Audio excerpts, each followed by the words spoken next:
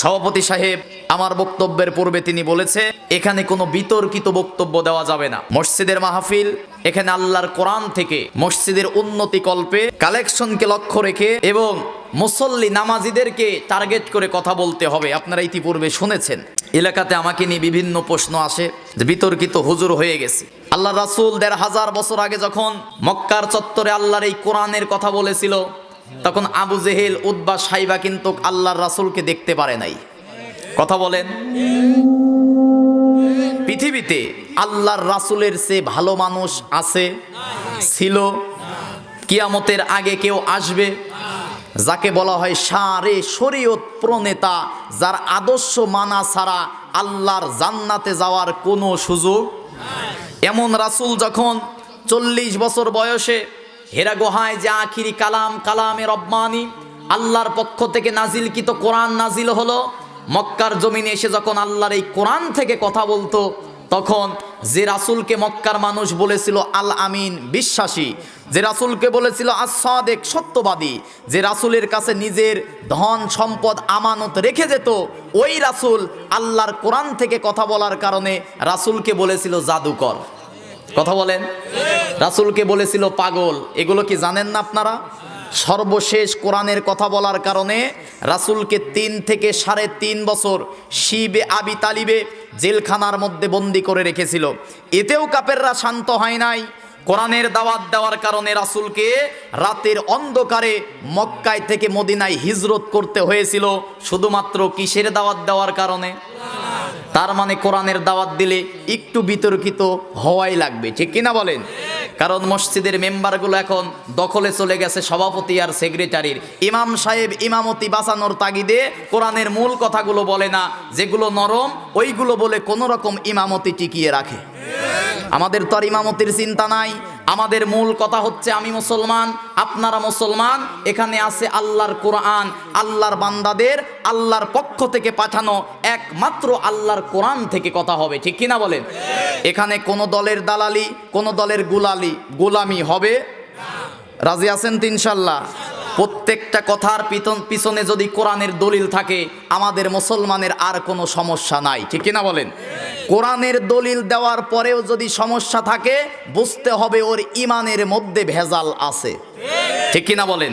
আসুন সরাসরি আমরা কোরআন থেকে আলোচনার মধ্যে যাব। কেমন কোরআন, কেমন কিতাব মুসলমানদের ঘরে আছে, এটা জানার দরকার আছে না নাই? আমার পূর্বের আলোচক মেরাজের দিকে টার্গেট করে কিছু কথা বলতেছিলেন। রজব মাস চলতেছে। এই রজব মাসে আল্লাহর রাসূলকে ২৭শে রজবে রাতের বেলায় তিনি সশরীরে তাকে ইসরা মেরাজ করিয়েছিলেন, আল্লাহর বাড়িতে দাওয়াত করেছিলেন। সুবহানাল্লাহ কন। জান্নাত জাহান্নাম দেখিয়েছিলেন, আরশ মহল্লা দেখিয়েছিলেন, কোন পাপের কি শাস্তি আল্লাহর রাসূল নিজের চোখে দেখে এসেছিল, এবং রাসূলকে হাদিয়া স্বরূপ ৩টা জিনিস দিয়েছিল। আর ২৭ বছর মতান্তরে যে দীর্ঘ মেরাজ হয়েছে, এই মেরাজের ১৪টা শিক্ষা আল্লাহর রাসূলের জীবন আদর্শের মধ্যে, মেরাজের মধ্যে আছে। কোন সুবহানাল্লাহ। সময় থাকলে বলবো, দেখা যাক ইনশাল্লাহ। মেরাজ অনেক দূরে আছে। জাতির এখন ঘরে রাখছে আগুন। এখন যদি আলু পোড়া খায়া বেড়াই, ঘর বাঁচবে? বলেন না কেন? আপনার ঘরে আগুন লেগেছে, আপনি আগুনে বিড়ি ধরাচ্ছেন, তাহলে কি ঘর টিকবে? এখন কি বিড়ি ধরানো বাদ দিয়ে, আলু পোড়ানো খাওয়ানো বাদ দিয়ে ওখানে আগুন নেমানোর জন্য পানি, আর ওখানে পানি দিতে হবে, ওখানে বালু দিতে হবে, কি করে ফায়ার সার্ভিসকে নিয়ে আসা যায় সেই চেষ্টা করতে হবে, ঠিক কিনা বলেন? উম্মার ঘরে এখন দাও দাও করে আগুন জ্বলতেছে। এই আগুন যদি নিভাতে চাই, আল্লাহর কোরআন এবার সংসদে কায়েম করতে হবে, ঠিক কিনা বলেন? কারণ এই দেশটা হচ্ছে ৯৬% মুসলমানের দেশ, ঠিক কিনা? এটা যদি হিন্দুর দেশ হয়, ভারতের জমিনে কোরআন কায়েম হোক, এ কথা নিয়ে আমাদের কোনো মন্তব্য নাই। কিন্তু এটা ৯৬% মুসলমানের দেশ। এই দেশের মুসলমান একর ফজরের আজান দেওয়ার পরে আল্লাহর ঘর মসজিদে গিয়ে কোরআন দিয়ে নামাজ পড়ে, ইশারের নামাজ পড়ে, রোজা রাখে কোরআন দিয়ে, হজ করে কোরআন দিয়ে, যাকাত দেয় কোরআন দিয়ে। তাহলে সেই মুসলমানের কোরআনকে সর্ব অবস্থায় কায়েম করার দরকার আছে না নাই? কেউ মন খারাপ করবেন না, মুরব্বী বাবারা বলবেন হুজুর আগেই মনে হয় গরম হয়ে যাচ্ছে। জাতিকে তো এখন আর হোমিওপ্যাথি ট্যাবলেট দিয়ে ওই বুনবুনে বড়ি দিয়ে লাভ নাই, এখন জাতিকে দিতে হবে অ্যান্টিবায়োটিক, ঠিক কিনা বলেন? এই জন্য কেউ আর গাদ্দারি করার চেষ্টা করবেন না। যারা কোরআনের মাহফিলে বাধা দিয়েছিল বা দেওয়ার চেষ্টা করে, জাতির সামনে কিন্তু তাদের চরিত্র উন্মোচন হয়ে গেছে। ঠিক কিনা বলেন? তারা কি চরিত্র লালন করে? কারণ মুশরিক যারা, কাফের যারা, মুনাফিক যারা, তারা সবচেয়ে বেশি ভয় পায় কোরআনের তাফসির। কারণ কোরআন জাতির মানুষদেরকে চরিত্র উন্মুক্ত করে দেয়। ঠিক কিনা বলেন? বেটা তুই মুসলমান, তোর কেন কোরআন শুনলে খারাপ লাগবে? খারাপ লাগবে চোর, ডাকাত, লুচ্চা, বদমাইশদের। ঠিক কিনা বলেন? আসুন সরাসরি কোরআনের কাছে যাই। এই কোরআন আল্লাহ রাব্বুল আলামিন পৃথিবীতে যত দয়া, যত রহমত, যত করুণা নাজিল করেছে আমার আপনার জন্য, সবচেয়ে বড় দয়া, সবচেয়ে বড় করুণা হচ্ছে আমার আপনার জন্য আল্লাহ রাব্বুল আলামিন নাজিল করেছে আল্লাহর কোরআন। কোন সুবহানাল্লাহ। আল্লাহ রাব্বুল আলামিন তাম পৃথিবীর মানুষদেরকে লক্ষ্য করে সূরা ইউনূসের 57 নম্বর আয়াতের মধ্যে বলেন, কুল বিফাদলিল্লাহি ওয়া বিরহমাতিহি ফাবিযালিকা ফালইফরাহু হুয়া খায়রুম মিম্মা ইয়াজমাউন। জোরে বলুন আল্লাহু আকবার। আল্লাহ রাব্বুল আলামিন বলেন, কুল বিফাদলিল্লাহ, আমি আল্লাহর পক্ষ থেকে যত ফদল, যত রহমত আমার বান্দার প্রতি নাজিল করেছি, সবচেয়ে বড় দয়া, সবচেয়ে বড় রহমত, সবচেয়ে বড় করুণা আমার বান্দার জীবন পরিচালনা করার জন্য নাজিল করেছি আল্লাহর কোরআন। কোন সুবহানাল্লাহ। এই যে রাতের বেলা আল্লাহর পক্ষ থেকে বাহিরে নাজিল হচ্ছে বাতাস, ওপর থেকে ঠান্ডা পড়তেছে, কুয়াশা নাজিল করতেছে কি? এই কুয়াশা থেকে বাঁচার জন্য চাদর, এই যে রুমাল, মাফলার, জ্যাকেট গায়ে দিয়েছি কিনা ভাই? তাহলে গোটা মানব জাতি কি করে জীবন পরিচালনা করবে? এই মানব জাতিকে পরিচালনা করার জন্য আল্লাহ রাব্বুল আলামিন নাজিল করেছে কি? সবাই আমার কথা কি বুঝতেছেন? গোটা মানবতাকে মুক্তি দেওয়ার জন্য, নাজাত দেওয়ার জন্য যে কিতাব, যে রহমত, যে বরকত আল্লাহ নাজিল করেছে, নাম কি? তাহলে সেই কোরআন মানার দরকার আছে না নাই? আল্লাহ পাক বলতেছেন, হুয়া খায়রুম মিম্মা ইয়াজমাউন, যারা তোমরা কোরআন পাবে, তোমরা কোরআন পাবার পরে আনন্দ করো। সুবহানাল্লাহ কোন। আজকেরা কোরআন শুনতে পেরে আপনারা আনন্দিত কিনা? বলেন না কেন আনন্দিত কিনা? কারণ মুসলমান কোরআন শোনে, ইমানদার কোরআন শোনে, কোনো কাফের, মুশরিক, মুনাফিক এরা কখনো কোরআন শুনতে পারে? তাহলে আল্লাহর পক্ষ থেকে সবচেয়ে বড় দয়ার নাম কি? আল্লাহ রাব্বুল আলামিন বলেন, দুনিয়াতে তোমরা টাকা পয়সা, বাড়ি গাড়ি, ধন সম্পদ, স্ত্রী, ছেলে মেয়ে যাই অর্জন করো না কেন, মৃত্যুর সাথে সাথে সব কিছু শেষ হয়ে যাবে। যদি তোমরা আল্লাহর কোরআন অর্জন করতে পারো, শিখতে পারো, পড়তে পারো, বুঝতে পারো, আমল করতে পারো, দুনিয়ার জীবনে যখন, দুনিয়ার সংক্ষিপ্ত 50, 60, 70 বছরের জীবন যখন তোমাদের শেষ হয়ে আসল জীবন যখন শুরু হবে, কোরআনটাকে পথেয় করার কারণে কবরে, আখিরাতে, কিয়ামতে, হাসরে এই কোরআন তোমাকে সাপোর্ট করে আল্লাহর জান্নাতে নিয়ে যাবে। কোন সুবহানাল্লাহ। তাহলে সেই কোরআনকে আমাদের সাথে রাখার দরকার আছে না নাই? তাহলে যে কথা একটা আয়াত দিয়ে বোঝালাম, আল্লাহর পক্ষ থেকে আমাদের জন্য সবচেয়ে বড় দয়ার নাম কি? বলেন নাম কি? এই কোরআন কেন এসেছে, কিসের জন্য এসেছে জানতে হবে। আর কেমন কোরআন এটা জেনেই আজকের আমার আলোচনার বিষয়, মুসলমান হওয়ার পরেও জাহান্নামে যাবে কারা? আমরা এখানে যারা আছি সবাই কি বলেন? সবাই কথা বলেন। অনেক মুরব্বী বাবারা আছেন, মুখ খুলতেছেন না, একটু সুবহানাল্লাহ আলহামদুলিল্লাহ কন। আপনারা গ্রাম্য মানুষ, আমরা শহরের মানুষ, স্কুল কলেজ বিশ্ববিদ্যালয়ে পড়াশোনা করা মানুষ। আমাদের ওই আপনাদের হুজুরের মতো ওই রকম বক্তব্য হবে না, ওই সাল্লাল্লাহ পড়া হুজুরদের মতো বক্তব্য আসবে না। হুজুরদের হৃদয় আর কলিজা হতে হবে বাঘের মতো। ঠিক কিনা বলেন? সাইকেলের টায়ার বাস্ট হয়েছে, হুজুরের কাপড় নষ্ট, আছে না নাই? আর কি করবো, ইমামতি করা ছাড়া তো আর কোনো গতি নাই। কারণ এখনকার হুজুরদের, আগামীতে যে দেশ আসতেছে, আগামীতে যদি ইসলামী খেলাফা কায়েম হয়, হুজুরদের সর্বোচ্চ ডিগ্রি দিয়ে কোরআনের মঞ্চে বসতে হবে। ঠিক কিনা বলেন? ওই বাপ মুন্সি ছিল, ওই তরিকায় মুন্সি হয়েছি, বাপ পীর ছিল, আমি পীর, মুখে নাই দাড়ি, ঝুরিতে নাই কোনো এলেম কালাম, ওই ভণ্ডামি আর এই দেশে চলবে না। ঠিক কিনা বলেন? যোগ্যতা যদি থাকে, আমার দেশে কাজ করে খায়, তার সন্তানের যদি যোগ্যতা থাকে যে দিন হাজিরা কাজ করে, ওর ছেলের যদি যোগ্যতা থাকে, সেও মসজিদে ইমামতি করতে পারে কিনা? বলেন না কেন? অন্য কোনো ধর্মে পাবেন না বামনের ছেলে বামন হয়, বামন ছাড়া অন্য কোনো ধর্মের লোক যদি তাদের বেদ বাইবেল যাই বলেন গীতা বলেন যদি ধরে হরে হরে নাউজুবিল্লাহ করে যে বাবারে বাবা মহাভারত অশুদ্ধ হয়ে গেছে, পাপ করে ফেলছে। কিন্তু আমার মুসলমানেরা আল্লাহ পাক যে কোরআন দিয়েছে, ছোট বড় সাদা কালো ধনী গরিব সকলেই এই কোরআন পড়ার অধিকার আছে না নাই? একজন সাধারণ খেটে খাওয়া মানুষের সন্তান যদি কোরআনের হাফেজ হয়, সে আমাদের সামনে গিয়ে ইমামতি করার যোগ্যতা রাখে, ঠিক কিনা বলেন? এই জন্য আলেম হতে হবে হকপন্থী কোরআনের আলেম, ঠিক কিনা?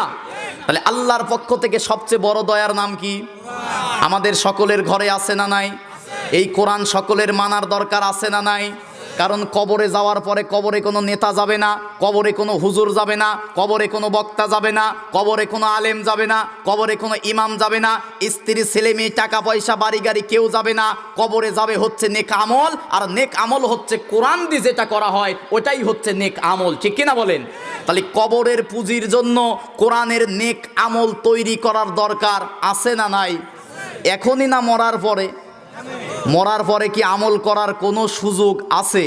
তাহলে মরার আগে নেক আমল নিয়ে আমাদেরকে কবরে যেতে হবে, ঠিক কিনা? এই মাছের মধ্যে যখন আপনারা কাজের জন্য যান, অনেকে বাড়িতে থেকে দুপুরের খাবার বেঁধে নিয়ে যান কিনা? যারা পান খায় পান নিয়ে যায়, যারা বিড়ি খায় তারা বিড়ি নিয়ে যায়। কেন? কাম বাদ দিয়ে দুপুর সময় আসা যাবে না।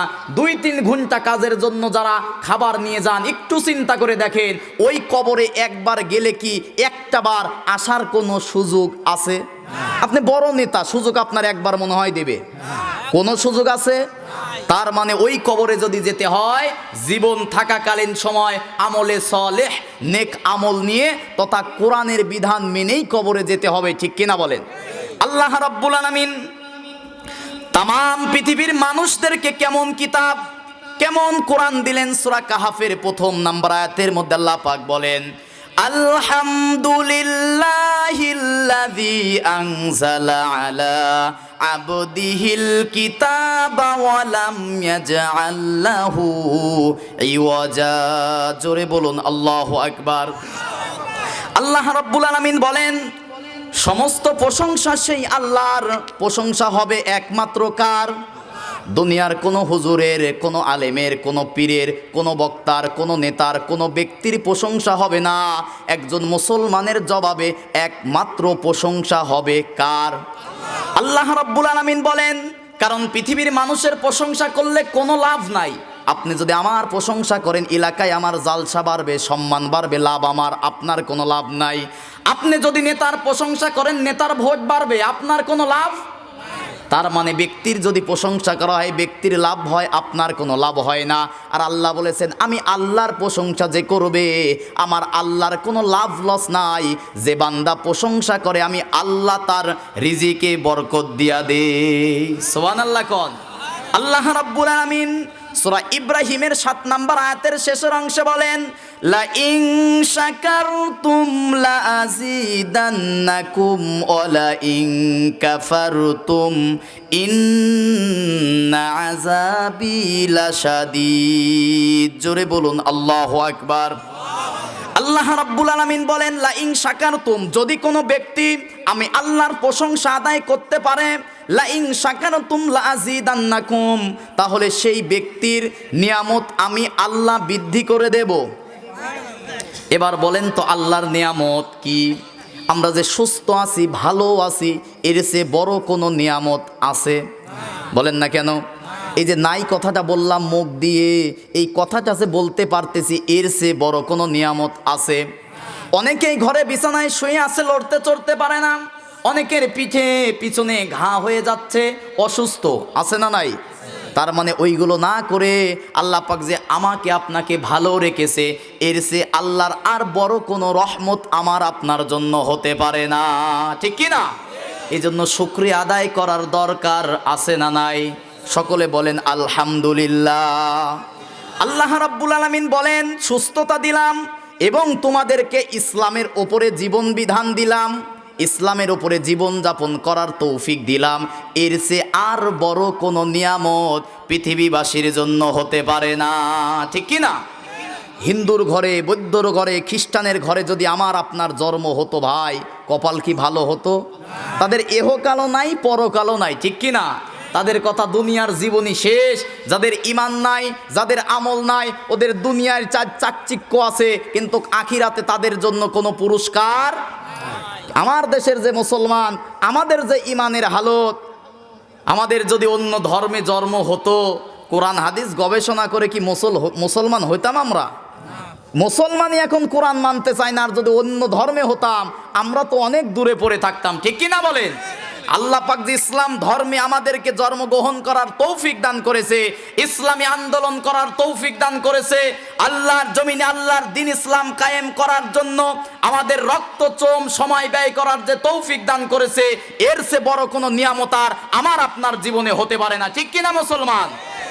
কারণ আল্লাহ সুস্থ রেখেছে, ভালো রেখেছে, ইমানের হালতে রেখেছে, মুসলমানের ঘরে জন্ম দিয়েছে, জীবন বিধান হিসাবে আল্লাহর কোরআন দিয়েছে।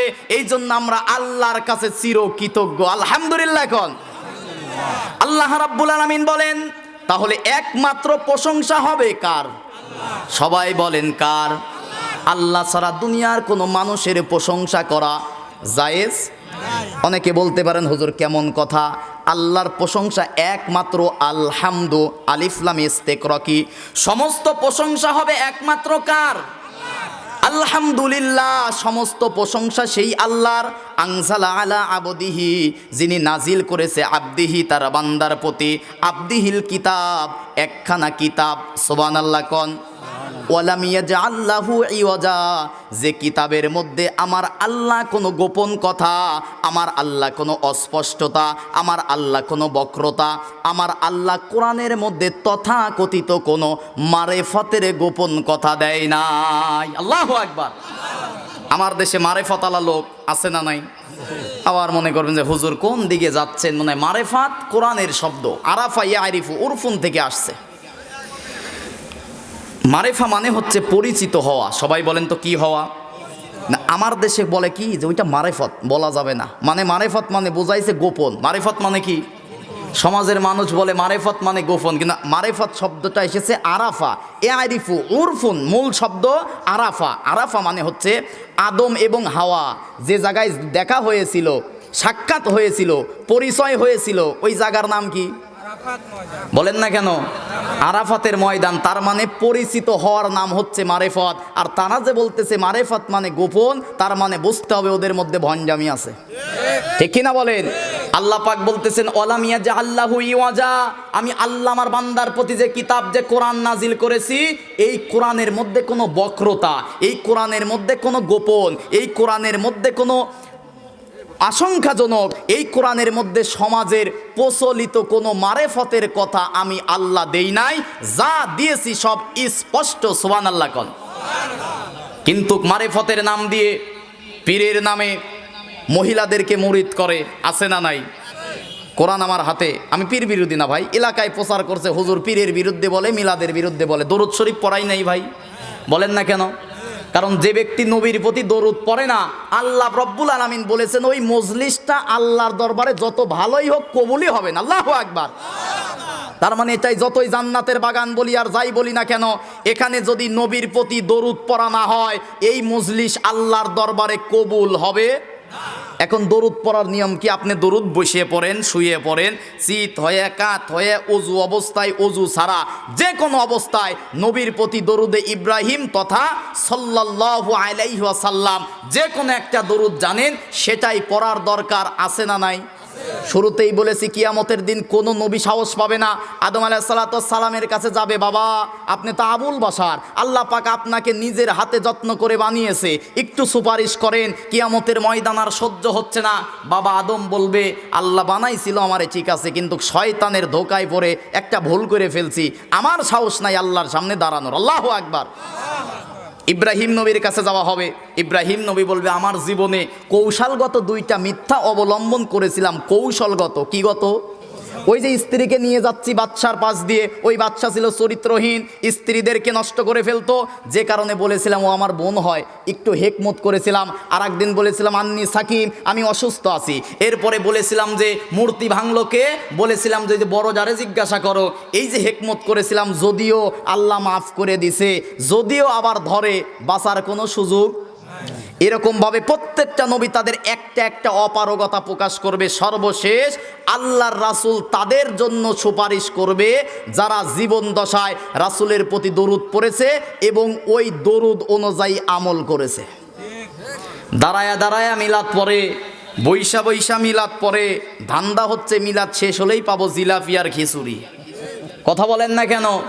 যে শয়তানগুলো দাঁড়িয়ে হোক বসে হোক মিলাদ পড়ে, ৯৬% মুসলমানের দেশে আমার নবীর চরিত্র নিয়ে কথা হয়েছে, আমার নবীর চরিত্র নিয়ে কটূক্তি হয়েছে, আমার নবীর চরিত্রের বিরুদ্ধে কথা বলা হয়েছে, ওই সমস্ত মিলাদ পড়া হুজুরদেরকে রাজপথে প্রতিবাদে পাওয়া যায় নাই। ঠিক কিনা বলেন? কিন্তু আমার দেশের যুবক তরুণেরা ইসলাম রক্ষার্থে, নবীর সম্মান রক্ষার্থে রাজপথে জীবন দিয়েছে। ঠিক কিনা বলেন? এই জন্য শুধু মিলাদ পড়লে কিয়াম করলেই নবীর আশেক হওয়া যায় না। নবীর আশেক হতে গেলে নবীর সম্মানের জন্য রাজপথে দাঁড়াতে হবে। ঠিক কিনা বলেন? আমার নবীর পরে আর কোনো নবী নাই, এই কথা সরাসরি বলেছে কে? সূরা আহজাবের 40 নম্বর আয়াত, মা কানা মুহাম্মাদুন আবা আহাদিম মির রিজালিকুম ওয়ালাকির রাসূলুল্লাহি ওয়া খাতামান নাবিয়্যিন। হে নবী মুহাম্মদ, আপনি কোনো এজাল পুরুষের পিতা নন, আর আপনি হচ্ছে আমি আল্লাহর পক্ষ থেকে পাঠানো শেষ নবী। আল্লাহু আকবার। কিন্তু এখন আমার দেশে কাদিয়ানীরা, গোলাম আহমদ কাদিয়ানী শেষ নবী দাবি করতেছে। এখনো মুসলমানের দেশে তাদেরকে কাফের ঘোষণা করা হয় না। তুমি মিলাদ পড়া সুন্নি দাবি করে মিলাদ পড়ো, কিয়াম করো, জিলাপি বিরিয়ানি আর খিচুড়ি খাচ্ছ গরম গরম, আন্দোলন করতে পারো না, তোমার নবীর সম্মান রক্ষা হয়, তুমি সুন্নি নয়, তুমি হচ্ছে সুন্নি নামের সুন্নি। ঠিক কিনা বলেন?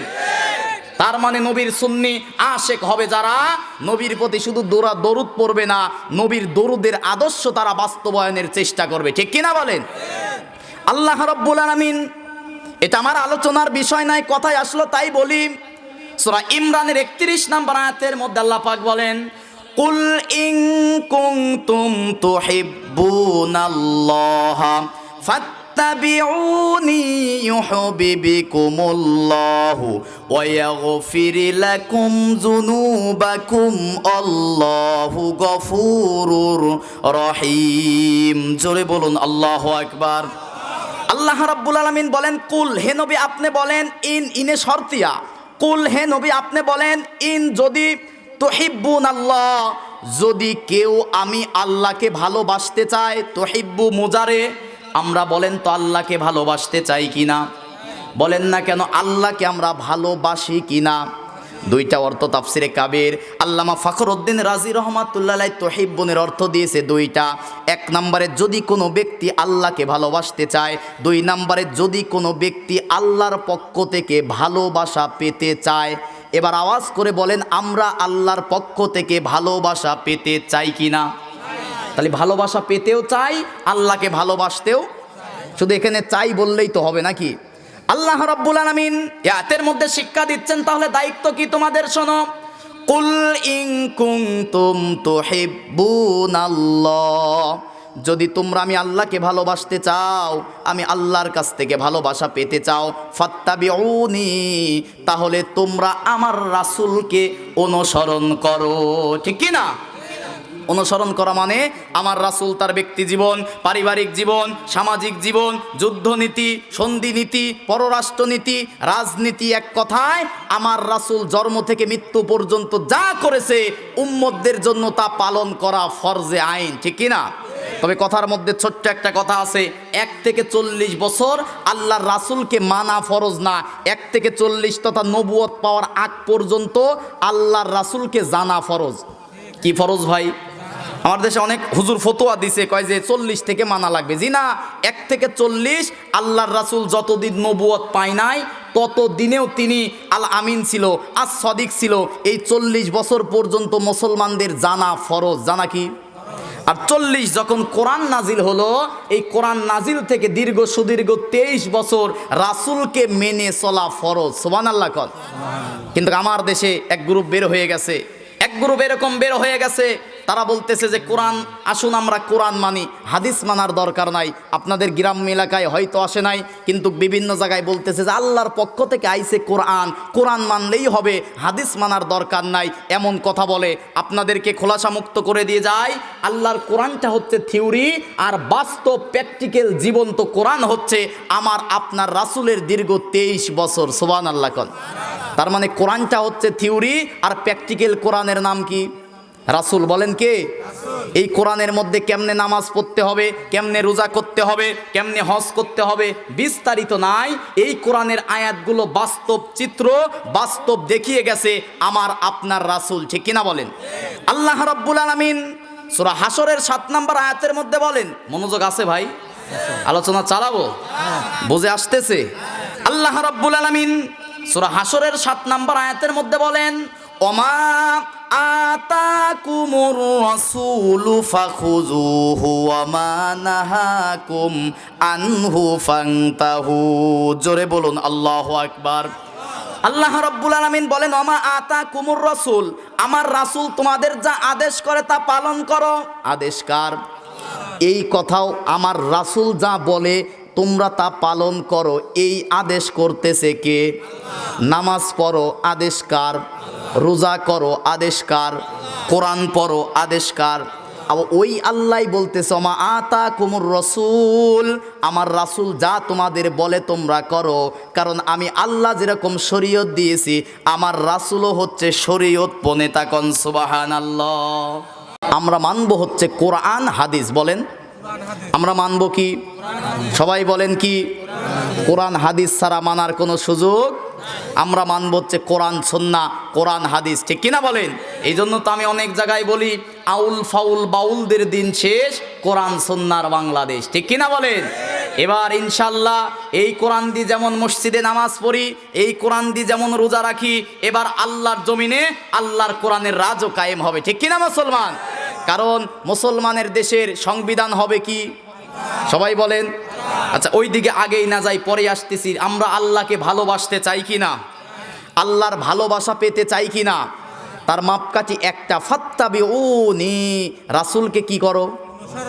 বলেন না কেন? এখানে একটা শব্দ থাকে, অনেকে বলতেছে যে রাসূলের ভালোবাসা ছাড়া আল্লাহর ভালোবাসা পাওয়া যায় না, এই কথা অনেকেই বলে, আছে না নাই? আসুন আমরা রাসূলের মহব্বতে, রাসূলের ভালোবাসায় আসুন দরুদ পড়ি, আসুন মিলাদ করি, আসুন কিয়াম করি, আছে না নাই? এই আয়াতে বলতেছে যে ভালোবাসার দরকার নাই, একে রাসূলকে অনুসরণ করতে হবে। রাসূলের মুখে কেমন দাড়ি ছিল সেইভাবে দাড়ি রাখতে হবে, রাসূল কেমন পোশাক পরিধান করেছে তেমন পোশাক পরিধান করতে হবে, রাসূল কোন কাত হয়ে ঘুমাইছে সেইটা অনুসরণ করতে হবে। এর নাম হচ্ছে ফাত্তাবিউনি, অনুসরণ করা, ঠিক কিনা? এবার বলবেন হুজুর অনুসরণ করতে বলতেছেন ভালোবাসা। বুখারী শরীফের 14, 15, 16 নম্বর হাদিস, আনাস ইবনে মালিক রাদিয়াল্লাহু তাআলা আনহু বলেন যে লা ইউমিনু আহাদুকুম হাত্তা আকুনা আহাব্বা ইলাইহি মিন ওয়ালিদিহি ওয়া ওয়ালাদিহি ওয়ান নাসি আজমাইন। ততক্ষণ পর্যন্ত একজন মুসলমান কখনো ইমানদার হতে পারবে না যতক্ষণ পর্যন্ত না তার স্ত্রী ছেলেমেয়ের চেয়ে, যতক্ষণ পর্যন্ত না তার দলের চেয়ে, যতক্ষণ পর্যন্ত না তার নেতার চেয়ে, যতক্ষণ পর্যন্ত না তার জীবনের চেয়ে রাসূলকে বেশি ভালোবাসতে না পারবে, তার আগ পর্যন্ত সে কখনো ইমানদার হতে পারবে। বলেন না কেন ইমানদার হতে পারবে? তাহলে ইমানদার যদি হতে চায় নিজের জীবনের চেয়েও বেশি ভালোবাসতে হবে কাকে? মসজিদে নববীতে বসে আছে ওমর বলতেছে ইয়া রাসূলুল্লাহ, এই হাদিস বলার আগে ওমর বলতেছে ইয়া রাসূলুল্লাহ, আমার স্ত্রীর চেয়ে আপনাকে তাই আমি বেশি ভালোবাসি।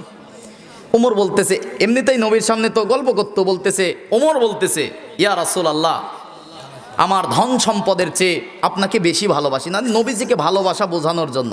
নবীজি শুনতেছে, সর্বশেষ বলল ওমর তুমি কি তোমার জীবনের চেয়েও আমাকে বেশি ভালোবাসো? বলতো না ইয়া রাসূল, আমার সব কিছুর চেয়ে বেশি ভালোবাসি, কিন্তু জীবনের চেয়ে আপনাকে বেশি ভালোবাসি না। আল্লাহ রাসূল সেই দিন বলেছেন এই হাদিস, লা ইউমিনু, তুমি ইমানদার হতে পারবে না, আহাদুকুম, যতক্ষণ পর্যন্ত না কোনো ব্যক্তির চেয়ে, মিন ওয়ালিদিহি, তোমার ওয়ালিদ মানে হচ্ছে তোমার স্ত্রী, তোমার পরিবার, ওয়ালাদিহি ওয়ান্নাসি, পৃথিবীর সমস্ত মানুষ, দুনিয়ার নেতা খেতা দল সব কিছুর চেয়ে, এমনকি নিজের জীবনের চেয়েও যদি রাসূলকে বেশি ভালোবাসতে না পারো, লা ইউমিনু, ইমানদার হতে পারবা। তাহলে ইমানদার যদি হতে চায় জীবনের চেয়ে বেশি ভালোবাসতে হবে কাকে? এখন রাসূলকে বেশি ভালোবাসা মানে হচ্ছে এই যে জালসায় আসবো, শুধু নবীর প্রতি প্রথমে কয়েকবার মিলাদ কিয়াম করব, তাই ভালোবাসা হয়ে গেল। বলেন না কেন?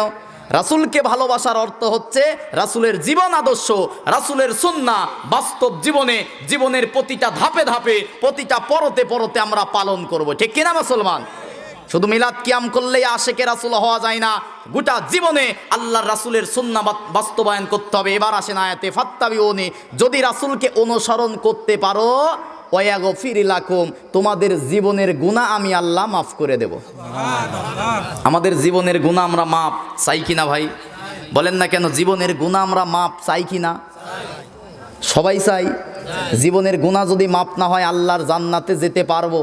তাহলে জীবনের গুনাহ মাফ হওয়ার শর্ত একটা, কয়টা? কি করতে হবে বলেন না কেন? রাসূলের ভালোবাসা ইমানের আলামত, আর গুনাহ মাফের জন্য দরকার অনুসরণ করার জন্য তো ভালোবাসার দরকার, ঠিক কিনা বলেন? ভালোই যদি না বাসা যায় তারে কি অনুসরণ করা যাবে? বলেন না কেন, ভালোই যদি না বাসি অনুসরণ করা যাবে? ভালোবাসে হব ইমানদার, আর অনুসরণ করে আল্লাহর পক্ষ থেকে ওয়াগফির লাকুম যুনুবাকুম, জীবনের যত পাপ আছে আল্লাহ পাক সব পাপ মাফ করে দিবে যদি করি রাসূলের অনুসরণ। সুবহানাল্লাহ কোন। এখন অনুসরণ কি? দেখে দেখে চলা। কি করা? ওই যে আসার আগে আমার ভাইদেরকে বললাম যে ভাই যারা চেনেন একটু আগে যান। এর অর্থ কি? যে আপনাদেরকে অনুসরণ করে পিছে পিছে আমরা যাব। এর নাম হচ্ছে ফাত্তাবিউ অথবা ইত্তেবা করা। আল্লাহ পাক সূরা নিসার ৮০ নম্বর আয়াতের মধ্যে বলতেছেন মাইয়িতিল্লাহ, যারা আল্লাহর রাসূলের ইতাত করবে, অমাইয়িতির রাসূল, যারা আল্লাহর রাসূলের ইতাত করবে, মাইয়িতিল্লাহ, তারা যেন আমি আল্লাহরই হুকুম মানতেছে। জোরে কর না সুবহানাল্লাহ। কথা মনে হয় আমার বুঝতেছেন না। রাসূলের সুন্নাহ যদি না মানি, আল্লাহর হুকুম মানা হয়, তাহলে রাসূল যা করেছে গোটা জীবনে তা করার দরকার আছে না নাই? রাসূলের মুখে ছিল দাড়ি, আমরা রাখি দাড়ি। রাসূলের মাথায় ছিল টুপি, আমরা পরি টুপি। রাসূল পরতো জুব্বা, আমরা সুন্নাত অনুযায়ী জুব্বা পরি, ঠিক কিনা বলেন? খাবার পরে মিষ্টি খায় আর বলি যে ভাই মিষ্টি খাওয়া সুন্নাত। মিষ্টি খাওয়া কি? বলেন না কেন? মিসওয়াক করা কি? সবাই বলেন। আল্লাহর পক্ষ থেকে প্রথমেই বলছি সবচেয়ে বড় দয়া, সবচেয়ে বড় করুণার নাম কি? সবাই বলেন। নাজিল হয়েছে কার উপরে?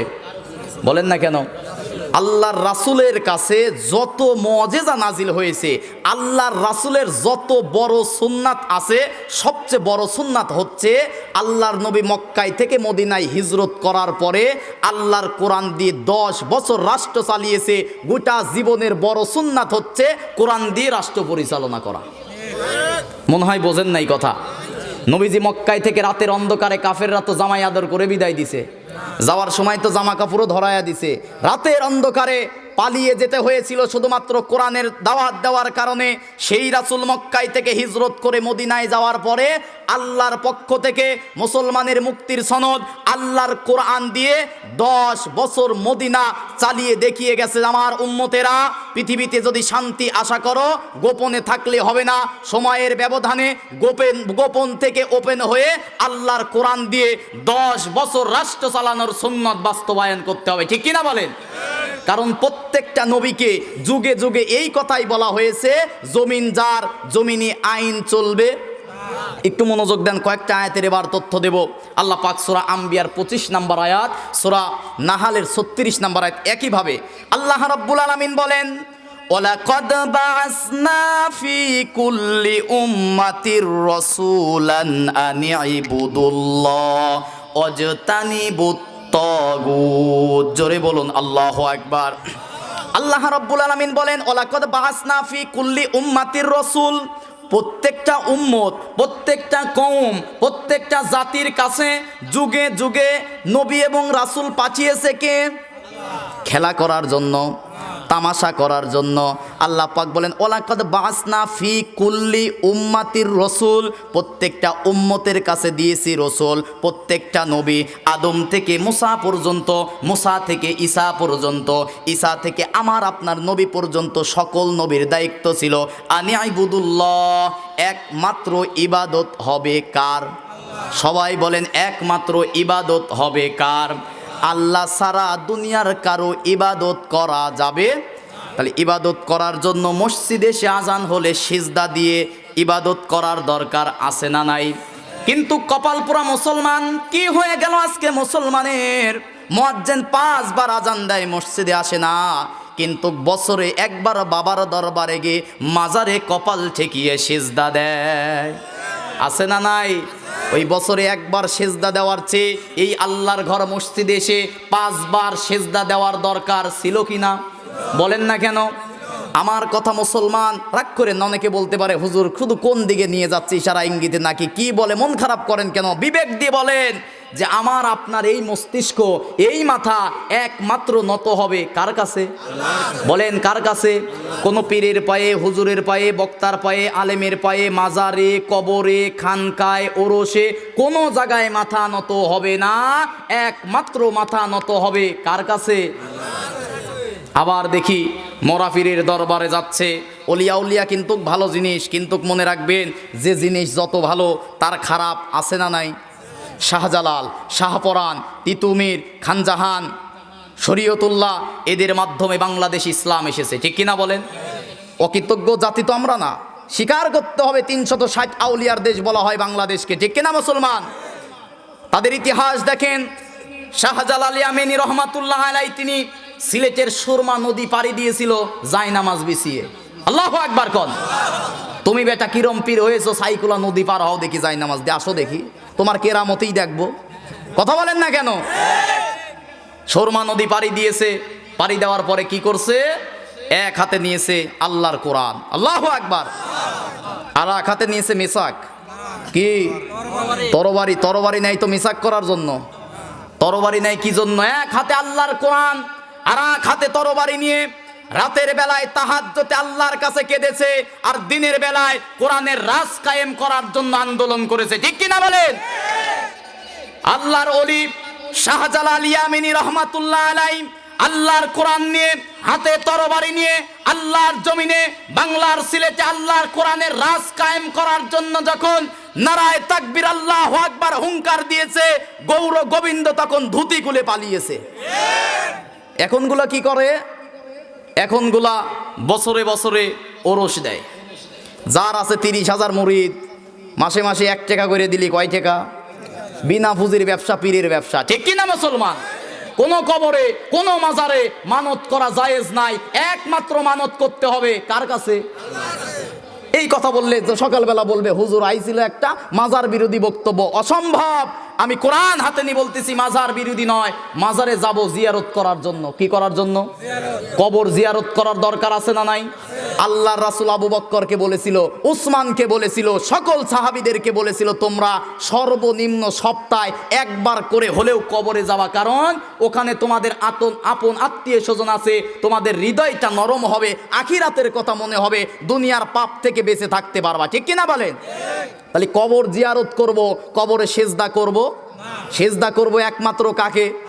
কোনো কিছুর মানত করা যাবে না। মরা মানুষের জন্য আগরবাতি দরকার আছে। ওই আগরবাতির ২০ টাকা দিয়ে একটা গরিব মানুষকে একটা ওষুধ কিনে দেন, একটা বাতি কিনে দেন, একটা লাইট কিনে দেন, ঠিক কিনা বলেন? ওই মরা পীরের দরবারে আগরবাতি, গোলাপ জল আর গরু ছাগল দিয়ে কোনো লাভ নাই। অনেকে বিয়ের পরে ৮-১০ বছর যখন বাচ্চা কাচ্চা হয় না, দৌড়ায়, আছে না নাই? আচ্ছা, পীরের দরবারে গেলে কি বাচ্চা কাচ্চা হয় নাকি? বলেন না কেন? পীরের দরবারে গেলে কি বাচ্চা কাচ্চা হয়? জান যে আপনারা, ছেলে দেয় কে? বলেন না কেন? মেয়ে দেয় কে? ছেলেও দেয়, মেয়েও দেয় কে? দেয় না কে? বিয়ের পরে ৮ বছর হয়ে গেছে, বাচ্চা হয় না। পাশের বাসার ভাবি বলতেছে, বোন কি দুঃখের কথা বলবো, আমারও তো ৫-৬ বছর হয়েছিল, হয় না। তুই পাশের বাসার চাচি বলল একটা লাল মরগ আর একটা কালো কুচকুচে খাসি নিয়ে তুই শুক্রবারের দিন অমুক জায়গায় যায় তাবারক রান্না করে যদি খাওয়াতে পারিস তোর হবে, আমারও হয়েছিল। এই কথা শুনে রাতের বেলায় স্বামীরে শুধু গোতায়, চলো না ডাক্তারের কাছে গেলাম, কবিরাজের কাছে গেলাম, ফকিরের কাছে গেলাম, কাজ হলে না, সর্বশেষ একটাবার চান্স নেই, বাবার দরবারে যাই, আছে না নাই? খারাপ লাগতেছে আপনাদের? আমি কি বিরুদ্ধে বলতেছি নাকি? আমার যেটা অন্যায় বলতে হবে, আবার ভালো পজিটিভটাও তো বলতেছি না। একমাত্র চাইবো কার কাছে? আল্লাহ রাব্বুল আলামিন দলিল নিবেন। সকালবেলা যদি ফতোয়াবাজি করে সূরা শূরা, আল্লাহ পাক 49-50 নাম্বার আয়াতের মধ্যে বলেন, লিল্লাহি মুলকুস সামাওয়াতি ওয়াল আরদি ওয়া ইয়াখলুকু মা ইয়াশাউ ইয়াহাবু লিমান ইয়াশাউ ইনাসা ওয়া ইয়াহাবু লিমান ইয়াশাউ যুকুর। জোরে বলুন আল্লাহু আকবার। আমার মা বোনেরা, পর্দার অন্তর আড়াল থেকে যারা শুনতেছেন গভীর মনোযোগ, আল্লাহ রাব্বুল আলামিন বলেন লিল্লাহি মুলকুস সামাওয়াতি ওয়াল আরদ, আসমান আর জমিনের যত মুলক, যত ক্ষমতা, যত রাজত্ব কার? আসমান জমিনের একচ্ছত্র ক্ষমতার মালিক কে? আল্লাহ আল্লাহ রাব্বুল আলামিন বলেন ওয়ায়াখলুকু মা ইয়াশা, এবং আমি যা ইচ্ছা সৃষ্টি করি। আল্লাহু আকবার। আল্লাহ যা ইচ্ছা সৃষ্টি করে, মানে কোন ফায়াকুন, বলে হও, সাথে সাথে হয়ে যায়। আল্লাহু আকবার।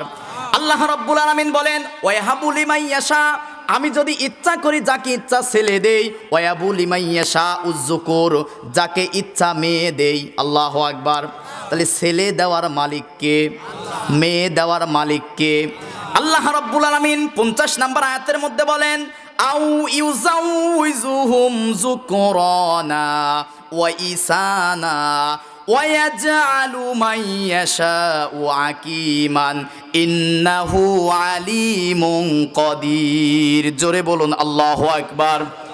আল্লাহ রাব্বুল আলামিন বলেন আবার কাউকে ছেলেও দেই, মেয়েও দেই, আবার কাউকে বন্ধা করে রাখি। এই ইচ্ছা, এই শক্তি একমাত্র কার? ইন্নাহু আলীমুন কদির, সব ক্ষমতার একচ্ছত্র মালিককে। তাহলে বাবার দরবারে গেলে কি হবে নাকি? বিশ্বাস করেন, কোনো হুজুরের কাছে, আলেমের কাছে, পীরের কাছে, বক্তার কাছে যাওয়ার দরকার নাই। যাদের সন্তান হয় না, স্বামী আর স্ত্রী যদি তাহাজ্জুদের নামাজ পড়েন, 5 ওয়াক্ত নামাজ পড়েন, হালাল হারাম খান, তাহাজ্জুদের নামাজে সিজদায় গিয়ে আল্লাহর কাছে হাত তুলে স্বামী আর স্ত্রী যদি দোয়া করতে পারেন, আল্লাহ ওই যে বলেছে কোন ফায়াকুন, শুধুমাত্র বলবো হও, হয়ে যাবে। ঠিক কি না? এখন স্বামী আর স্ত্রী দোয়া না করে, নামাজ না পড়ে, যতই আপনি যাই করেন না কেন, সন্তান হচ্ছে একটা পরীক্ষার বস্তু। ঠিক কিনা বলেন? এটা দিয়েও পরীক্ষা করে, না দিয়েও পরীক্ষা করে কে? ইব্রাহিম নবী সন্তান পায় না, দোয়া করে রব্বি হাবলি মিনাস সালিহিন, সূরা সফের 100 নম্বর আয়াত। আল্লাহ পাক আমাকে একটা নেককার সন্তান দাও। 1 বছর, 2 বছর, 3 বছর, 10 বছর, হয় না। 20 বছর, 40 বছর, 50 বছর, হয় না। দোয়াও নবী ছাড়ে না। আল্লাহু আকবার। কয় বছর দোয়া করছেন? 1-2 বছর দোয়া করার পরে হাঁপায়া যান মিয়া। আপনাকে তো আল্লাহ প্রিয় করার জন্য দেখতে চায়, আমার বান্দা কতদিন আমাকে ডাকতে পারে। ঠিক কিনা? 2 দিন ডাকার পরে কয় হয় না, বাবার কাছে অমুক তমুক যাওয়া লাগবে, কেন ডাকতে থাকেন। ইব্রাহিম নবী তো জানে যে একমাত্র দিতে পারে কে? নসর বান্দা ছাড়ে না তো কারণ নবীদের ইমান এত পরিমাণ ইমান। সন্তান হয় না, হয় না, হয় না। 86 বছর পরে একটা নেককার সন্তানের সুসংবাদ আল্লাহ জানিয়ে দিল। 86 বছর পরে বাপ মায়ের সন্তান হওয়ার কোনো রকম কায়দা কৌশল সুযোগ থাকে? বলেন না কেন? কিন্তু তারপরেও যিনি দিতে পারে, আওয়াজ করে বলেন তিনি কে? তাহলে একমাত্র চাইবো কার কাছে? মনে থাকবে তো ইনশাল্লাহ? থাকবে তো ইনশাল্লাহ? প্রত্যেকটা নবী এবং রাসূল এসেছে আনি আইবুদুল্লাহ, মনে আছে কোন থেকে আসছি? একমাত্র ইবাদত করতে হবে কার? আল্লাহ ছাড়া আর কারো কাছে কোনো কিছু চাওয়া, আর কারোর কাছে কোনো কিছুর ইবাদত করা যাবে? যদি করেন সে হবে মুশরিক। সে হবে কি? আবু জেহেল কাফের ছিল না মুশরিক ছিল বলেন তো? কিছু কিছু কাফের মুশরিক আছে, আবার কিছু কিছু কাফের মুশরিক না, শুধু কাফের। কেমন কথা? বুঝতে পারলাম না। আবু জেহেল কাফের তো কাফেরই, মুশরিকও তো কাফের, কিন্তু নমরুদ, ফেরাউন টাটকা কাফের। আর আবু জেহেল কেমন কাফের? ও কাফের, কিন্তু মুশরিক কাফের। কেমন? কাবা ঘরের মধ্যে 360টা মূর্তি, লাত, মানাত, উজ্জা, হাবল, সরস্বতী, অগ্রগতি, দুর্গা, কালী, এই যে সব মূর্তিগুলো রেখে আল্লাহরও ইবাদত করত, ওইগুলোরও ইবাদত করত। নাউজুবিল্লাহ কন। তার মানে আল্লাহ যেটা পারে, দুনিয়ার মানুষ সেটা পারে মনে করার নাম শিরিক। বলেন কি? কথা বুঝতেছেন না ভাই? করবো আর আলোচনা শেষ, সময় শেষ। আলোচনা কি করবো? 10-20 মিনিট চালাবো ইনশাল্লাহ। হ্যাঁ ঠিক আছে, থাকেন সবাই থাকেন, আর 10-20 মিনিট। তাহলে আল্লাহ যেটা পারে, দুনিয়ার অন্য কেউ সেটা পারে মনে করার নাম কি? সবাই কথা বলেন ভাই, কি? তাহলে একমাত্র আইন দেওয়ার মালিক কে? একমাত্র হুকুম মানবো কার? কথা বলতেছেন না তো সবাই? একমাত্র মুসলমান আইন মানবো কার? সূরা আরাফের 54 নম্বর আয়াতের মধ্যে আল্লাহ পাক বলেন আলা লাহুল খালকু ওয়াল আমরু, সৃষ্টি যার, এই জমিনে আইন চলবে তার। ঠিক কিনা বলেন? সূরা ইউসুফের 40 নম্বর আয়াতের শেষের অংশে বলেন ইনিল হুকমু ইল্লা লিল্লাহ সৃষ্টি যার, আইন চলবে তার। সূরা বাকারার 165 নম্বর আয়াতের শেষের অংশে বলেন, আন্নাল কুওয়াতা লিল্লাহি জামিআ, একচ্ছত্র ক্ষমতার মালিক আমি আল্লাহ। সূরা মুলকের প্রথম আয়াতে বলেন, তাবারাকাল্লাযী বিয়াদিহিল মুলকু ওয়া হুয়া আলা কুল্লি শাইইন কদির, তামাম দুনিয়ার মধ্যে যত রাজত্ব আছে সমস্ত রাজত্বের ক্ষমতা আমি আল্লাহর হাতের মধ্যে। আল্লাহু আকবার কোন। সূরা বাকারার 107 নম্বর আয়াতের মধ্যে আল্লাহ পাক বলেন, আলাম তাআলাম আন্নাল্লাহা লাহু মুলকুস সামাওয়াতি ওয়াল আরদ, নিশ্চয় আসমান আর জমিনের মধ্যে যত রাজত্ব যত ক্ষমতা আছে একমাত্র গড়ার আওয়াজ বড় করে বলেন কার? এরকম আয়াত আছে ১৫০০-এর বেশি। আল্লাহু আকবার। তাহলে জমিন যার, এই জমিনে আইন চলবে আল্লাহ। জমিন সৃষ্টি করেছে কে? কথা কমে গেছে। আসমান সৃষ্টি করছে কে? আর আল্লাহর আইন কি বলেন না কেন? আল্লাহ কি এই আপনাদের এই চল্লবি না এসে বলবে যে আমার এই আইন? বলেন না কেন? কিয়ামত পর্যন্ত আল্লাহর বান্দাদের, আল্লাহর বান্দার কি আইন দরকার কিয়ামত পর্যন্ত সব আছে কোথায়? বলেন না কেন? তাহলে আল্লাহর আইন মানার অর্থ মানতে হবে আল্লাহ রাব্বুল আলামিন প্রত্যেকটা যুগে যুগে নবীদেরকে, প্রতিটা রাসূলদেরকে বলেছে আনি আইবুদুল্লাহ, একমাত্র আমি আল্লাহর ইবাদত করো। আল্লাহর ইবাদত করা ছাড়া আর কারো ইবাদত করা যাবে না। যারা অংশীদারি স্থাপন করবে তারা হবে মুশরিক। জোরে বলেন কি? যারা মুশরিক, আল্লাহর আইন বাদ দিয়ে অন্য কারো আইন মানবে। 3টা আয়াত, একটা আয়াত বলবো, সূরা মাইদার 72 নম্বর আয়াতের শেষের অংশ। আল্লাহ রাব্বুল আলামিন বলেন, ইন্নাহু মাইয়ুশরিকি বিল্লাহি ফাকাদ হাররামাল্লাহু আলাইহিল জান্নাহ ওয়া মাআওয়াহুন নার ওয়া মা লিয-যালিমিনা মিন আনসার। জোরে বলুন আল্লাহু আকবার। আল্লাহ রাব্বুল আলামিন বলেন, ইন্নাহু মাইয়ুশরিক বিল্লাহ, নিশ্চয় যারা আমি আল্লাহর সাথে শিরিক করবে, অংশীদারি স্থাপন করবে, আমি আল্লাহর আইন বাদে মানুষের তৈরি আইন মানবে, এরা মুশরিক। এরা কি? আর মুশরিক হবে যারা ফাকাদ হাররামাল্লাহু আলাইহিল জান্নাহ, তাদের জন্য আমার বানানো জান্নাত হারাম ঘোষণা কার? ওয়া মাওয়াহুন নার, এবং মুশরিকদের জন্য রয়েছে জাহান্নামের আগুন। ঠিক কি না? ওমা লিয-যালিমিনা মিন আনসার, এবং কিয়ামতের দিন মুশরিকদের জন্য কোনো সাহায্যকারী, সবাই বলেন না কেন, কোনো সাহায্যকারী। আল্লাহ রাব্বুল আলামিন তাহলে নবী এবং রাসূলকে পাঠিয়েছেন একটা দাওয়াত দেওয়ার জন্য। এই জমিন যার, জমিনে আইন চলবে। প্রত্যেকটা নবী, নূহ নবী এসে এই কথা বলছে, মুসা নবী এসে এই কথা বলছে, ইব্রাহিম নবী এই কথা বলছে, সালেহ নবী এই কথা বলছে সামুদ জাতির কাছে। সালেহ আলাইহিস সালাতু ওয়াস সালাম যখন কোরআনের দাওয়াত দিল, ইসলামের দাওয়াত দিল, তখন সালেহ আলাইহিস সালাতু ওয়াস সালামের জাতি ছিল খুব তেরা জাতি। এত শক্তিশালী জাতি ছিল, বড় বড় পাহাড় কেটে কাদের ওপর করে নিয়ে বহন করত। আল্লাহু আকবার। তাহলে পাহাড় কেটে কাঁধে নিত, শক্তি তো কম ছিল নাকি? বলেন না কেন? আল্লাহ রাব্বুল আলামিন যখন সালেহ আলাইহিস সালাতু ওয়াস সালামকে বললেন, সালেহ তোমার জাতিদেরকে দাওয়াত দাও। কি মনোযোগ আছে আপনাদের? ছোট্ট একটা ঘটনা বলেই শেষ করব। আছে মনোযোগ? খারাপ লাগতেছে? আল্লাহ রাব্বুল আলামিন সালেহ আলাইহিস সালাতু ওয়াস সালামকে সূরা আরাফের 83 নম্বর আয়াতের মধ্যে বলেন, ওয়া ইলা সামুদা আখাহুম সলিহা ক্বালা ইয়া কওমি ইবুদুল্লাহা মা লাকুম মিন ইলাহিন গায়রু কদ জাআতুকুম বাইনাতুম মির রাব্বিকুম। জোরে বলুন আল্লাহু আকবার। একটু মনোযোগ দিয়ে গল্পের মতো কথাটা শুনে আল্লাহ পাক বলেন, ইলা সামুদা, সামুদ জাতির কাছে আখাহুম সলিহা, তাদের ভাই সালেহকে পাঠিয়েছিলাম। আল্লাহু আকবার। সেই সময়ের জন্য নবী ছিল কে? সালেহ। বলেন কে? প্রত্যেকটা যুগে যুগে নবী পাঠিয়েছেন কে? আর প্রত্যেকটা নবীকে মুআজিজা দিয়েছে কে? আমার আপনার নবীর মুআজিজার নাম কি? বলেন না কেন? মুসা নবীর মুআজিজার নাম কি? ওই লাঠি কি এখনো আছে নাকি? আছে লাঠি, জাদুঘরে ধরলে সাপ হয় না, কোনো কাজ হয়। এখনো সুলাইমান আলাইহিস সালাতু ওয়াস সালামের সেই তক্তার কিছু অবশিষ্ট আছে, কিন্তু যতই সূরে দোয়া পড়েন কাজ হয়। এরকম প্রত্যেকটা নবীর কিছু কিছু মুআজিজা আছে, কাজ হয় না। কিন্তু আল্লাহর কোরআনের মুআজিজা এখনো জীবন্ত চলন্ত আছে না নাই? সেই ১৫০০ বছর হয়ে গেল, শীতের রাতে বসে আমরা কোরআন শুনি। ঠিক কি না? এটাই তো কোরআনের আশ্চর্যকারিতা, এটাই তো কোরআনের মুজিজা। আল্লাহু আকবার। পৃথিবীতে অন্য কোনো বইয়ের জন্য জীবন দিছে, বই মানে কিন্তু আবার বউ মনে করেন না, অন্য কোনো বইয়ের জন্য, অন্য কোনো বলেন না কেন পুস্তকের জন্য জীবন দিছে ইতিহাসে আছে, বলেন না কেন? কিন্তু আল্লাহর কোরআন এই জমিনে কায়েম হবে এই জন্য জীবন দেয় কিনা? কথা বলেন না কেন? গোটা পৃথিবীতে আল্লাহর কোরআন দিয়ে বিচার চলবে, আল্লাহর কোরআন সংসদে যাবে, এইগুলোর জন্য যুগে যুগে মানুষ জীবন দেয় কিনা? পৃথিবীর একমাত্র বই হচ্ছে কোরআন, যে কোরআন সবচেয়ে বেশি বিক্রি হয়েছে। পৃথিবীর একমাত্র বই হচ্ছে কোরআন, যে কোরআনের বিরুদ্ধে চক্রান্ত ষড়যন্ত্র হয়েছে। পৃথিবীর একমাত্র বই হচ্ছে কোরআন, যে কোরআনের রাজ কায়েম করার জন্য হাজার হাজার মানুষ বুকের তাজা রক্ত ঢেলে দিয়েছে।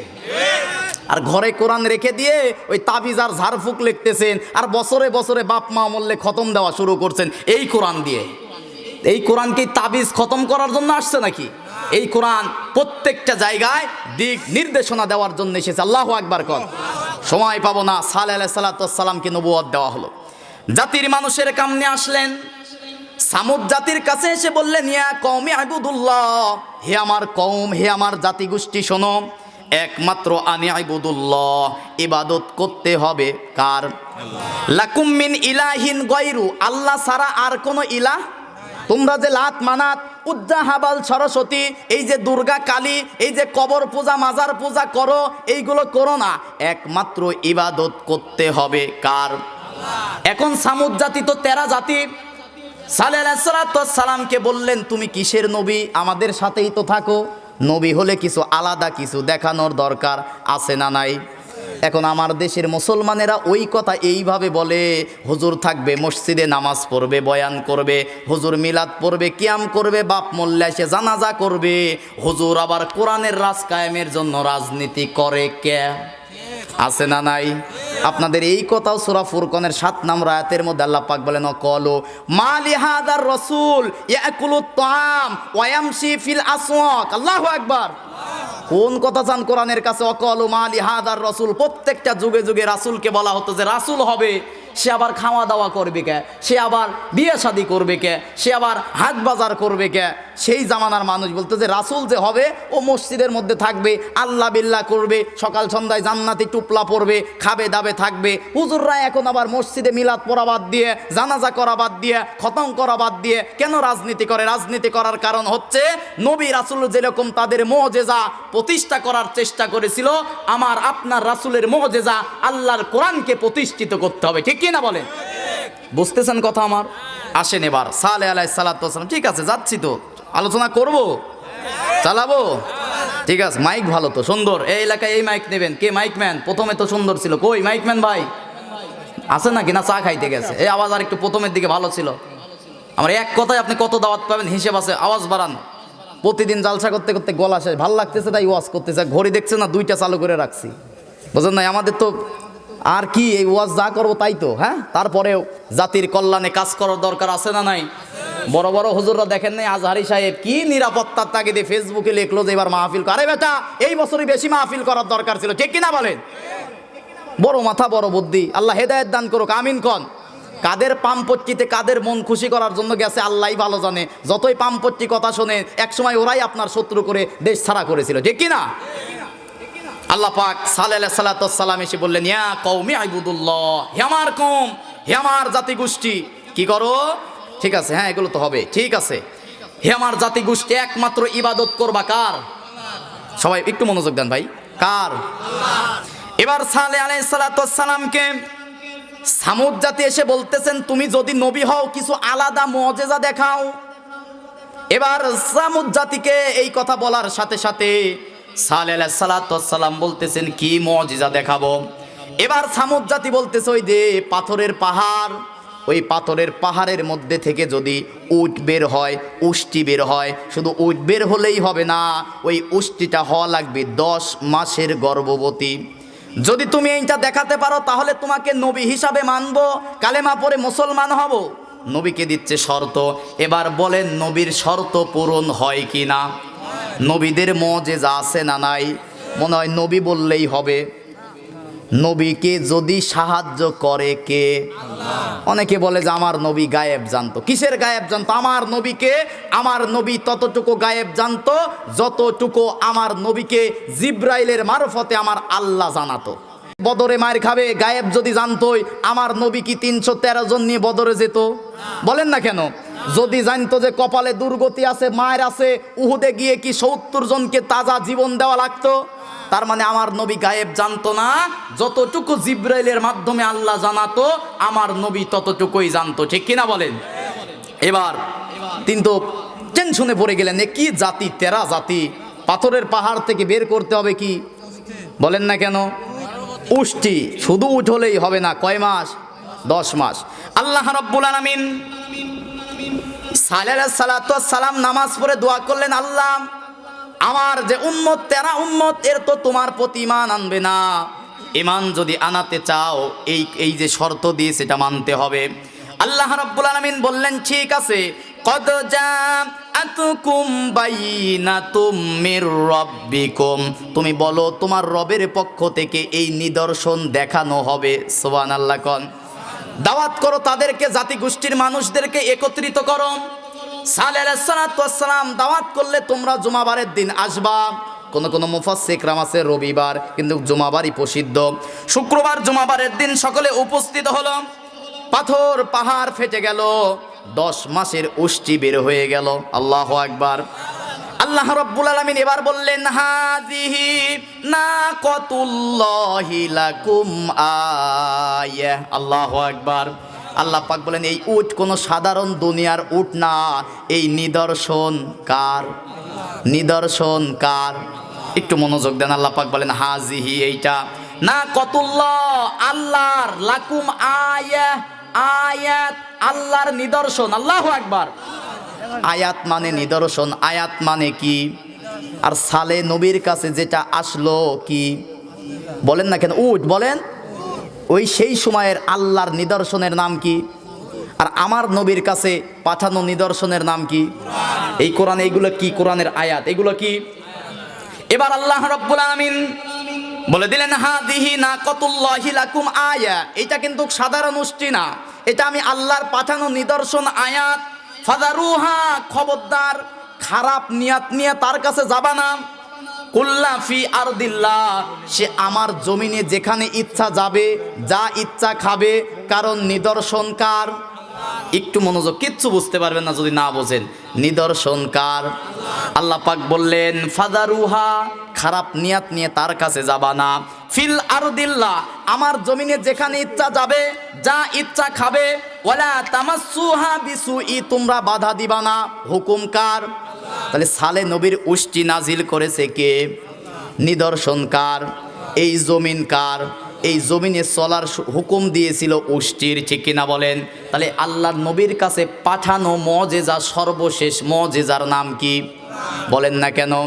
এই কোরআন যেমন উষ্টিকে বলা হয়েছিল, ফাযারুহা তাকুলু ফিল আরদ, খবরদার বাধা দিবা না। জমিনের যেখানে ইচ্ছা যাবে, যা ইচ্ছা করবে, যা ইচ্ছা খাবে, উট, বাধা দেওয়া যাবে? আল্লাহ পাক এই কোরআনকে বলতেছে, যেখানে ইচ্ছা যাবে, যা ইচ্ছা করবে। তার মানে এই কোরআন যাবে থানায়, বাধা দিবা না। এই কোরআন যাবে সংসদে, বাধা দিবা না। এই কোরআন যাবে সেক্রেটারিয়াটে, বাধা দিবা না। কোরআন সংসদে গিয়ে আইন পাশ করবে, কোনো মুসলমান বাধা দিতে পারবে না। ঠিক কিনা বলেন? কারণ মুজিজা কার? ওই উটের চেয়ে বড় মুজিজা, শ্রেষ্ঠ মুজিজা আখিরি কালাম, কালামে রব্বানি কার?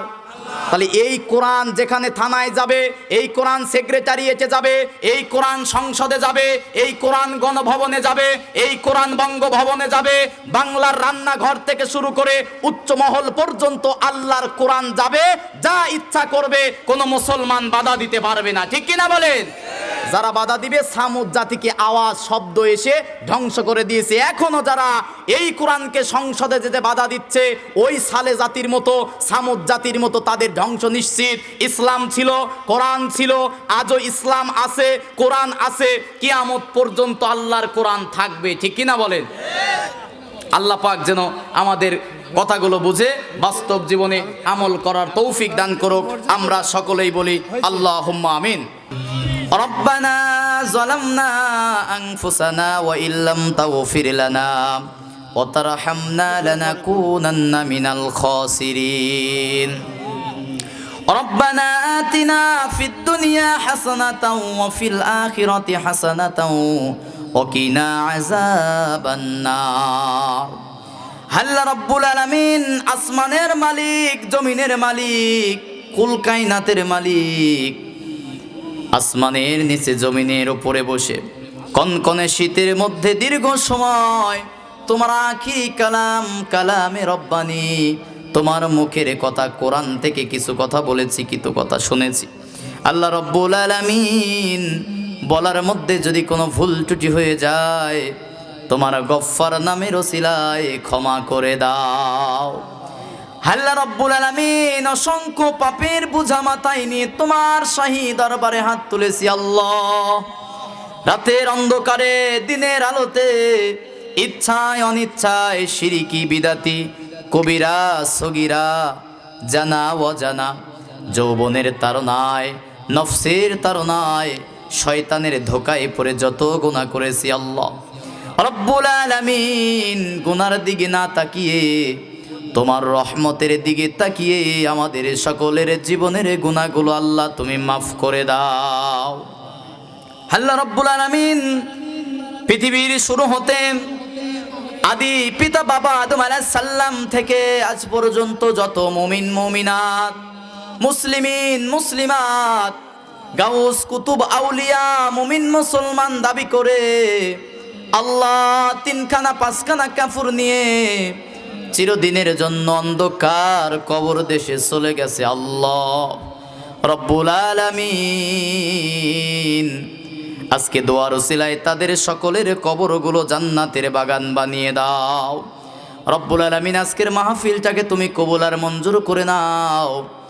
ডানে বায়ে সভাপতি, সেক্রেটারি, কেশিয়ার, দায়িত্বশীল, ইমাম, মুয়াজ্জিন, মুসল্লি যারা আছে আল্লাহ, যারা অর্থ দিয়ে, বুদ্ধি দিয়ে, চম দিয়ে, পরামর্শ দিয়ে 5 বেলা মসজিদে এসে নামাজ পড়ে তোমার ঘর যারা আবাদ করতেছে আল্লাহ, তাদেরকে তুমি কবুল আর মঞ্জুর করে নাও।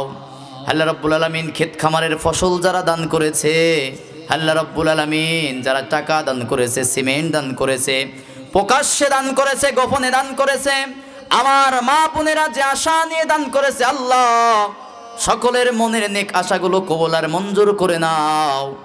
আমাদের বাবা মা যাদের কবর দেশে চলে গেছে আল্লাহ, এ দোয়ার ওসিলায় বাবা মার কবরগুলো জান্নাতের বাগান বানিয়ে দাও। এ মসজিদের দায়িত্বশীল সভাপতি, সেক্রেটারিদের কবুল করে নাও, ইমামদেরকে তুমি কবুল করে নাও, মুসল্লিদের কবুল করে নাও রব্বুল আলামিন। তোমার কালাম থেকে কথা বলেছি, এর ওসিলা করে আমার কণ্ঠটাকে তুমি কোরআনের জন্য কবুল করে নাও রব্বুল আলামিন। সামনে যতগুলো প্রোগ্রাম আছে সঠিকভাবে যেন শেষ করতে পারি, শারীরিক সুস্থতা দান করে দাও। কণ্ঠটাকে আল্লাহ তুমি ভিক্ষা দাও, তোমার কোরআনের জন্য কণ্ঠটাকে তুমি কবুল করে নাও। আমার জীবনটাকে কোরআনের জন্য কবুল করে নাও আল্লাহ রাব্বুল আলামিন। ইসলামের জন্য, কোরআনের জন্য যেন জীবন দিতে পারি এমন মৃত্যু দান করে দাও রব্বুল আলামিন। গভীর রাতে তোমার শাহী দরবারে ঠান্ডার মধ্যে হাত তুলেছি আল্লাহ, একটা বার তুমি বাংলার জমিনে কোরআনের রাজ কায়েম করে দাও, বাংলার দেশটা তুমি ইসলামের জন্য কবুল করে নাও আল্লাহ রাব্বুল আলামিন। বাংলার সংসদে কোরআন গেছে, এটা একটা বার চর্ম চোখে দেখার তৌফিক দান করে দাও। যারা বিরোধিতা করতেছে আল্লাহ, অনেকেই তো মুসলমান, তাদের হেদায়েত দিয়ে দাও আল্লাহ রাব্বুল আলামিন। আমার ভাইরা বোঝে না আল্লাহ, তোমার পাঠানো দিন ইসলামটাকে প্রতিষ্ঠিত করার তৌফিক দান করে দাও। আমার সাথে যারা কষ্ট করে এসেছে আল্লাহ, তাদের সকলকে তুমি ইসলামের জন্য কবুল করে নাও রব্বুল আলামিন। দিন কায়েমের জন্য তাদের রক্তটা এই জমিনে কবুল করে নাও রব্বুল আলামিন। ঠান্ডার মধ্যে যারা মোটর সাইকেল নিয়ে দৌড়াদৌড়ি করে আমার সাথে আল্লাহ কবুল করে নাও। আমাদের সকলের মনের নেক দোয়া কবুল করো আল্লাহ। যা চেয়েছি তা দিয়ে দাও, যা চাই নাই কিন্তু দরকার সেগুলোও দিয়ে দাও। রব্বানা আতিনা ফিদ দুনিয়া হাসানাতাও ওয়া ফিল আখিরাতি হাসানাতাও ওয়া কিনা আযাবান নার। রব্বুল আলামিন, মা বোনেরা হাত তুলেছে, যাদের সন্তান হয় না আল্লাহ তুমি তো সব দেওয়ার মালিক রে আল্লাহ। যাদের নেককার সন্তান দরকার, ছেলে দরকার, দিয়া দাও, মেয়ে দরকার দিয়া দাও। যাদের ছেলে মেয়ে হয় না আল্লাহ, একটা সন্তান দিয়ে তুমি কোলটাকে তুমি আলোকিত করে দাও। আল্লাহ রাব্বুল আলামিন আমাদের ঔরজাত সন্তানগুলোকে তুমি ইসলামের জন্য কবুল করে নাও। তারা জন্মের পর থেকে যেন ইসলামী আন্দোলন করতে পারে সে তৌফিক দান করে দাও। আল্লাহ গো, ওসমান হাদিকে শহীদ করা হয়েছে, তার কবরটা জান্নাতের সুউচ্চ মাকাম বানিয়ে দাও। দেশের জন্য, স্বাধীনতার জন্য, ভাষার জন্য, ফ্যাসিস্ট মুক্ত করার জন্য যারা জীবন দিয়েছে তাদেরকে তুমি শহীদ হিসাবে কবুল করে নাও। যারা হত্যা করেছে আল্লাহ, জাতির সামনে তাদের চরিত্রটাকে তুমি উন্মুক্ত করে দাও। আল্লাহুম্মা আনতাস সালাম ওয়া মিনকাস সালাম। ربنا تباركت وتعاليت يا ذا الجلال والإكرام. سبحان ربك رب العزة عما يصفون وسلام على المرسلين والحمد لله رب العالمين. وآخر كلمة لا إله إلا الله محمد رسول الله. السلام عليكم ورحمة الله.